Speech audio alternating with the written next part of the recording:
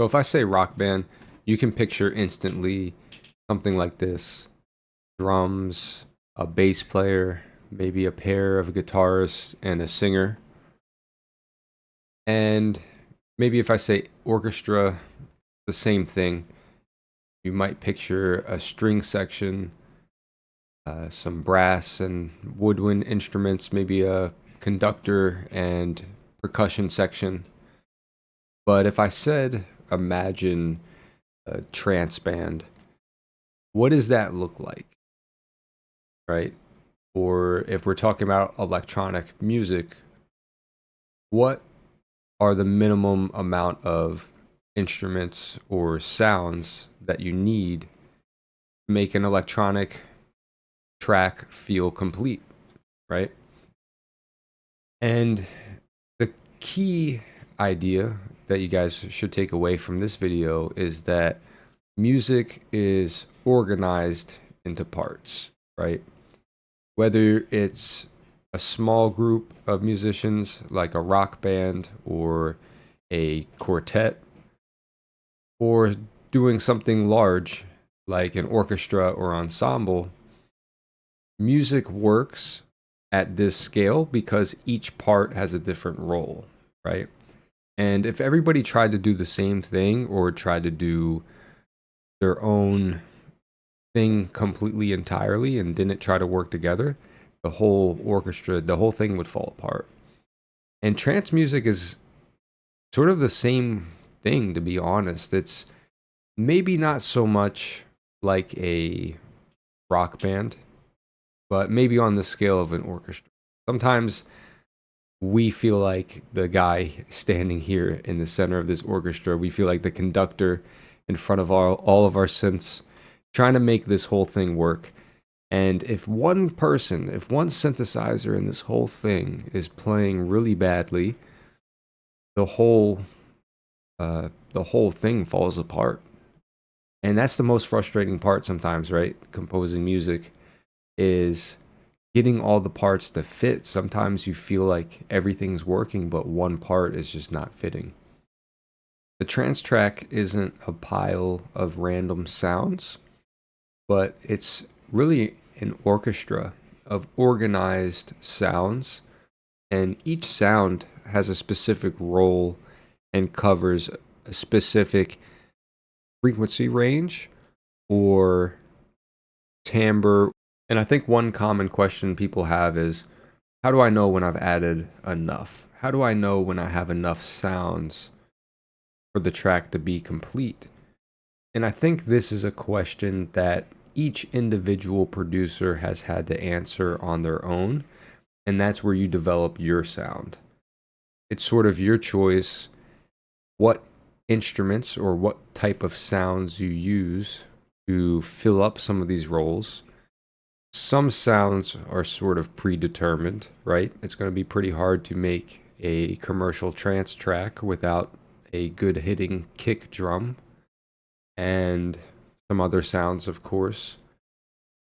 But each producer has had to come up with a solution to this problem and come up with their own sound. And so today, guys, I want you to meet the band. And this is my personal sound set that I like to use to build tracks. And again, guys, as with a lot of things that I'm teaching you, your imagination is the limit. I'll give you a basic framework that you can follow. But a lot of this, I would say everything beyond the basic rhythm section and bass section of the music, everything else is kind of up for interpretation. Whether you have a piano in your track or orchestra is up to you, and whether you use a ARPy super saw or a Pluck type of saw, that is again up to you. So it takes a lot. It does take some level of experimentation and lots of listening to create your own orchestra. But okay, guys, that's enough talking. Let's go ahead and start meeting some of our band members. Okay, guys, so the first band member that I think we should take a moment to meet is the drummer, because when it comes to dance music, the percussion and drum section is literally the most important part, right? The kick drum is literally the timekeeper, and without this, none of these other sections will make sense to us, okay? And if this percussion section isn't solid, none of the it doesn't matter what we do with the rest of the track. The melody doesn't matter what kind of melody we put in here. It's just not going to work. And just like a real drummer, a real drummer is capable of doing more than hitting just a kick drum, right? Sometimes we forget that drummers are more than just monkeys who bash things, and they can actually play some level of instruments. Here's the kick drum with the other percussion elements.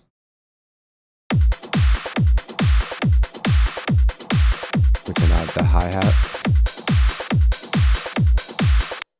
And the next band member we should meet is the bass. And in Uplifting Trance, the bass section is divided up a little bit into a little bit more than just one section. But overall, the bass kind of tells your body how to move. And when it comes to trance, it's not really like a groove type of movement like you might find in house music or techno, but it's more of a driving, sort of pushing forward, and definitely like a forward motion type of bass. And so here's the bass section, and you're not really going to hear the sub unless you're on good speakers, but here it is.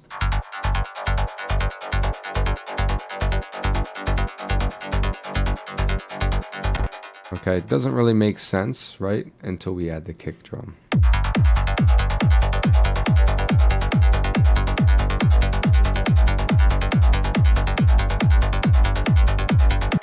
Okay. And the bass doesn't really exist to be loud. It really just exists to move energy and push the track forwards. Maybe the next band member we should meet is Melody. Melody is probably the most forward-facing part of the track, right? Melody is the part of the track that we all walk away singing. And even if we hum it, even if it's just hummable, right? All tracks are going to need some type of melody. So here's a little melody. And the way you inject melody into your track, whether it's piano or a lead sound, that's totally up to you. In this track, I chose to use a piano for the melody.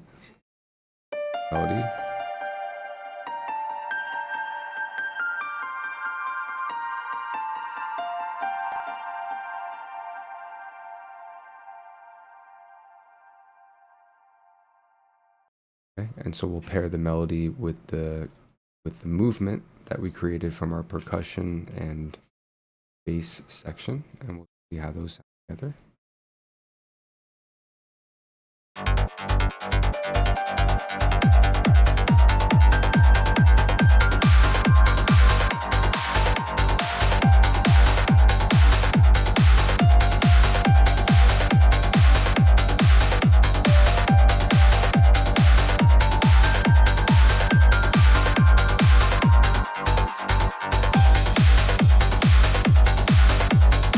And you see, once I took the melody away, we really lost a certain depth to the track. And we do have a vocal. I did put vocals in this track. Okay. And that's sort of more, this is where the vocals didn't really make it to the melody part, but they became part of the atmosphere.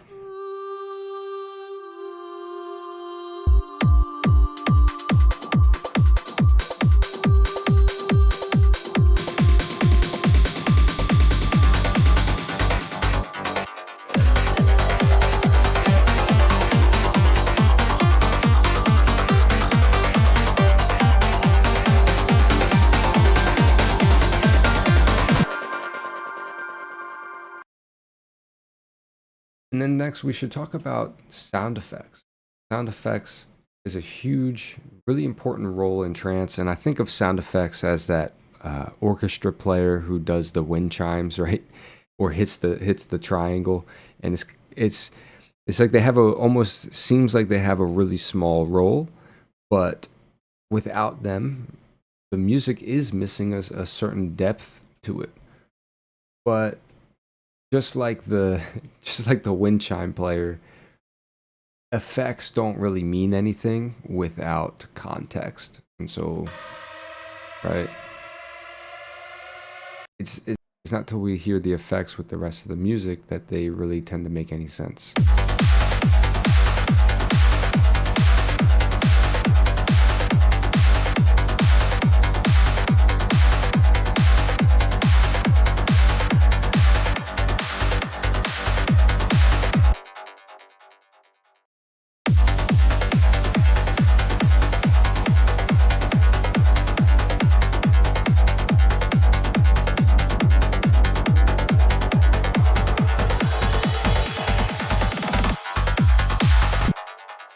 Okay.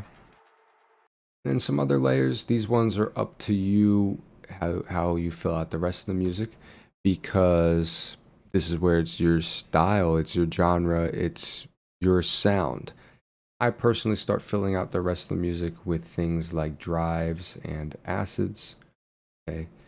Drives sort of layer into the mid basses, so they kind of don't, and drives don't really mean anything without the mid basses, so I'll solo the drive for you, then add it in with the mid basses.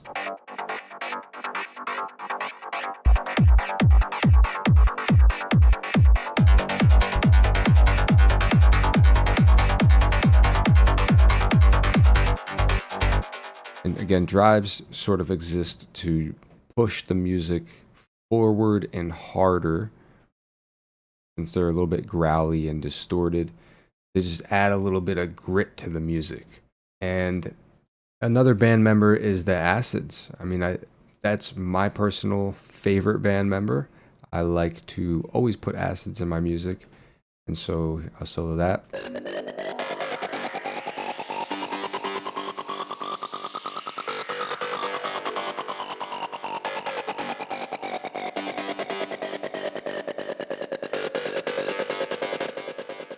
Okay.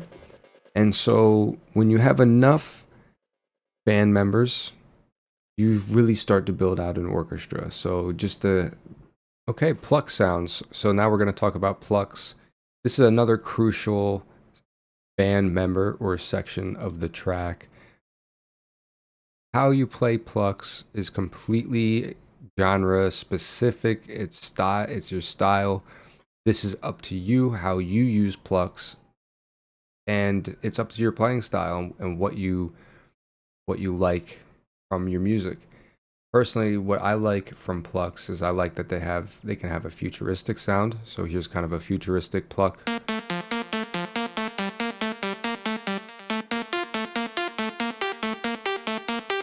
And it sounds pretty cool once we turn on some more engines and we combine it.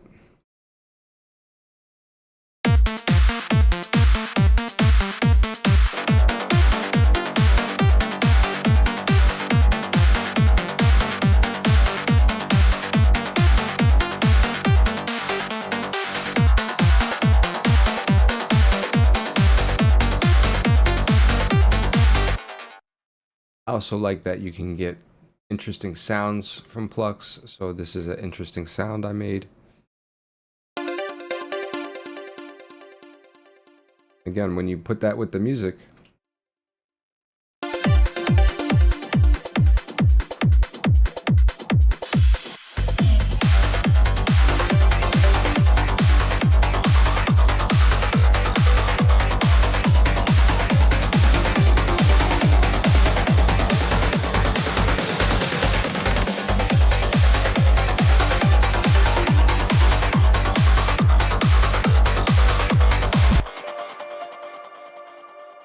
and another thing you can do is pluck runners. And so this is a pluck runner that I had came up with.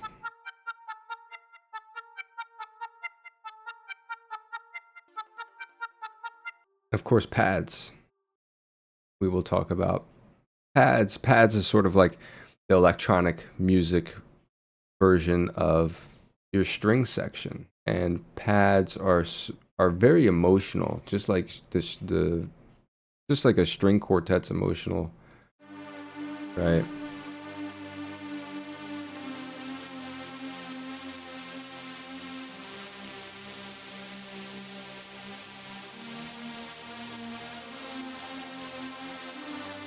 There's a very epic sort of pad. And we have the bass pad again. This is very similar to like a string quartet within an orchestra. And so the pads really can exist on their own, right?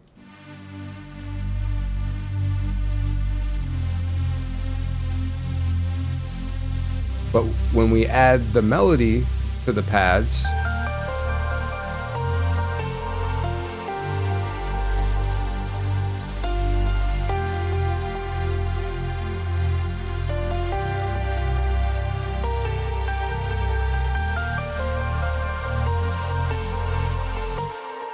so again, I want you guys to think of an orchestra, and literally this is happening in the background.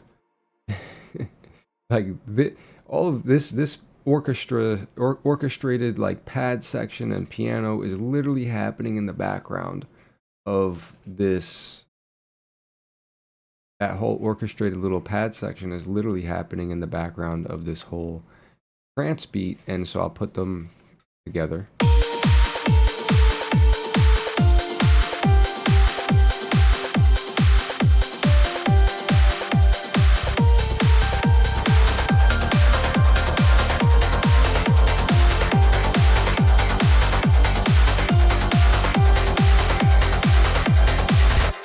And so what you're hearing right now is each engine and each band member we talked about doing their own thing. So this kick drum and percussion section can stand on its own.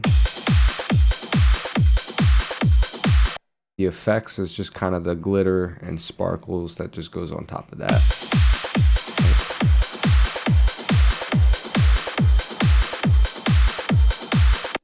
So we probably have about two to three people worth of stuff happening in the percussion section. We have our sound effects section, and we have our groove section, which was the basses. We could kind of count drives in there again for trance. The groove is a drive, it's pushing it forwards. We have our acid player, right, which is doing quite a bit on its own. And then we have the melody. And so when we put all of these sounds together,